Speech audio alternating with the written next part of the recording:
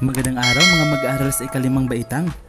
Tayo po ay magbalik-aral para sa darating nating pagsusulit, ang first post test para sa Araling Panlipunan 5. Makinig po dahil lahat ng babanggitin ni teacher ay lalabas. Atin ang simulan. Una, prime meridian. Ito ay guhit longitude na humahati sa silang hating globo na may sukat na 0 degree.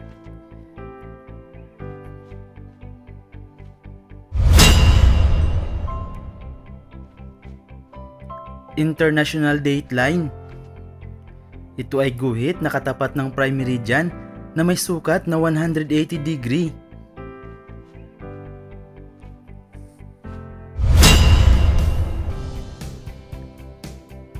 Longitude.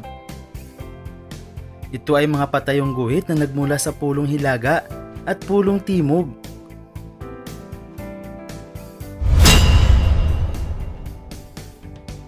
Ecuador. Ito ay guhit latitude na may sukat na 0 degree na humahati sa hilagang hating globo at timog hating globo. Latitude. Ito ay mga guhit pahalang na makikita sa globo o mapa.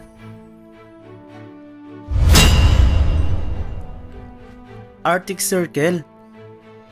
Isang espesyal na guhit sa globo o mapa na may sukat na 66.5 degree hilagang latitude.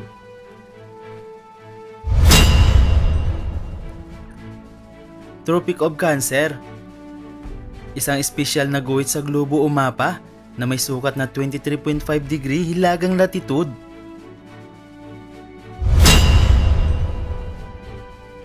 Antarctic Circle.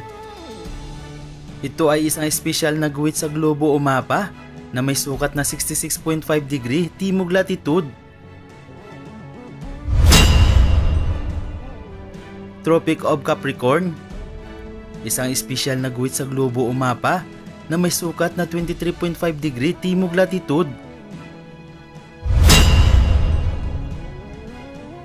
Archipelago. Ang tawag sa bansang Pilipinas dahil sa hiwa-hiwalay ng mga pulo nito. Timog Silangang Asya. Sa rehiyong ito ng Asya matatagpuan ang Pilipinas.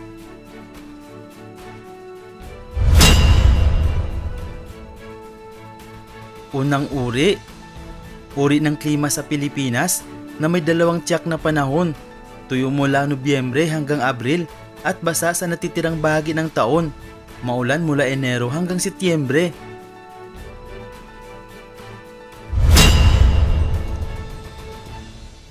Ikalawang uri. Uri ng klima sa Pilipinas na walang panahong tuyo, maulan mula Disyembre hanggang Pebrero, bahagyang pag-ulan ang naranasan tuwing Marso hanggang Mayo.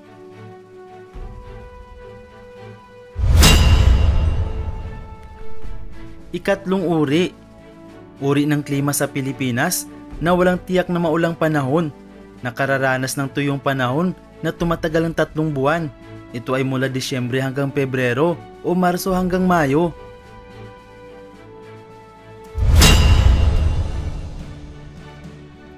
Ikaapat na uri.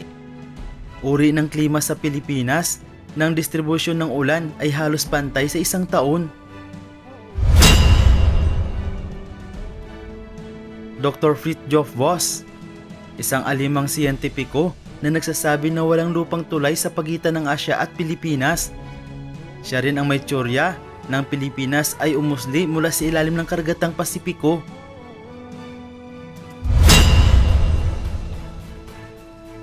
Dr. Bailey Willis, ang may teorya na nagsasabi na nabuo ang kapuluan ng Pilipinas sa pamamagitan ng bulkanismo o pagputok ng mga bulkan.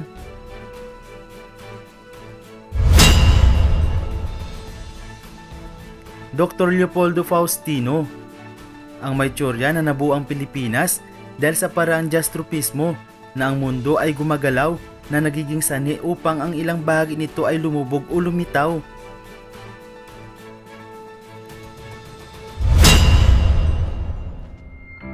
Henry Otley Beyer, isang Amerikanong antropologo na nagsasabi na ang mga unang tao sa Pilipinas ay nakarating sa pamamagitan ng pangkatang migrasyon.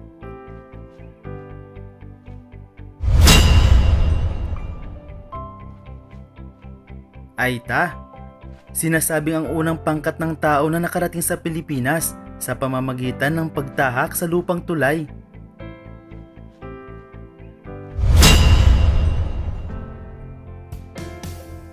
Indones, ang ikalawang pangkat ng tao na nakarating sa Pilipinas sa pamamagitan ng paglalayag.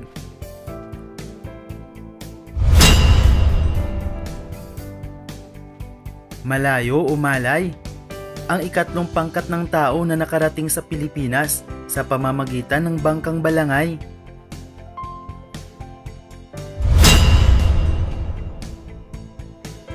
Dr. Robert Fox, isang Amerikanong antropologo na nakatuklas ng bungo ng tao sa kuweba ng Tabon sa Palawan.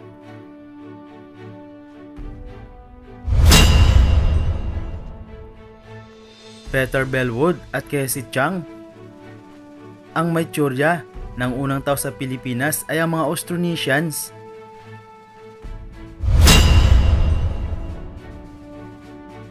Felipe Landao Cano, isang propesor ng antropolohiya sa Universidad ng Pilipinas na nagsasabi ng unang kultura ng mga Pilipino ay nabuo sa sariling sikap ng ating mga ninuno at hindi nanggaling sa ibang lugar.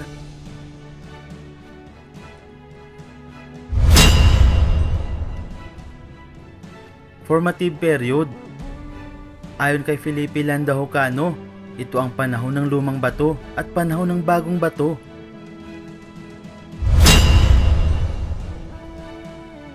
Incipient period. Ito ang panahon ng pagkakaroon ng palitan sa paggawa ng kasangkapan ayon kay Felipe Landao Cano.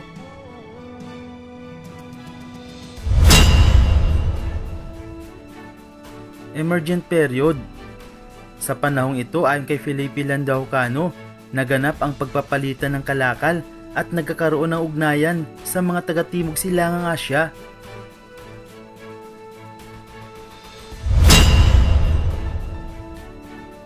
Balangay. Dito hinango ang salitang barangay.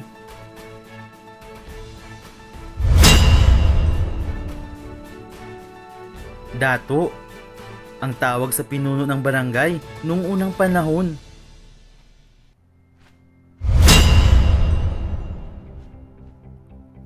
Tatlumpu hanggang 100 na pamilya, ang bilang ng pamilya sa bawat barangay noong unang panahon.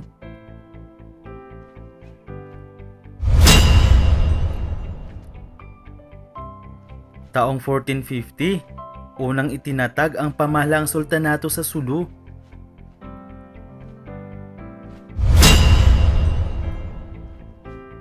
Abu Bakar, ang nagtatag ng unang pamahalang sultanato sa Sulu.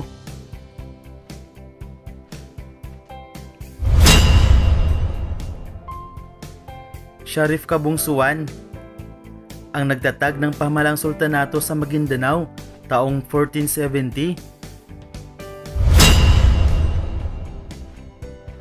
Sultan, ang tawag sa pinakamakapangyarihan sa pamahalang sultanato.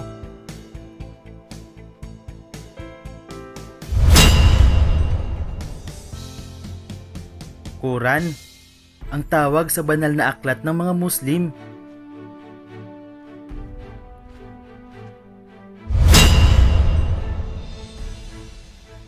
Kadi, tawag sa isa sa mga namamahala sa pamahalang sultanato, tagapayo ng sultan na may kinalaman sa relihiyon.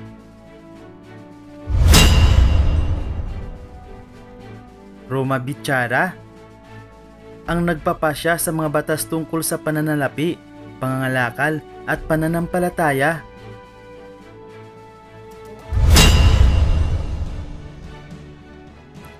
Panlima, ang nagpapatupad ng mga batas at proyekto ng sultan.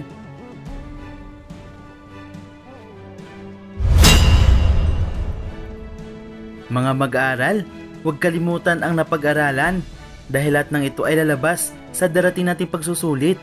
Maraming salamat sa pakikinig at panunood. Hanggang sa muli.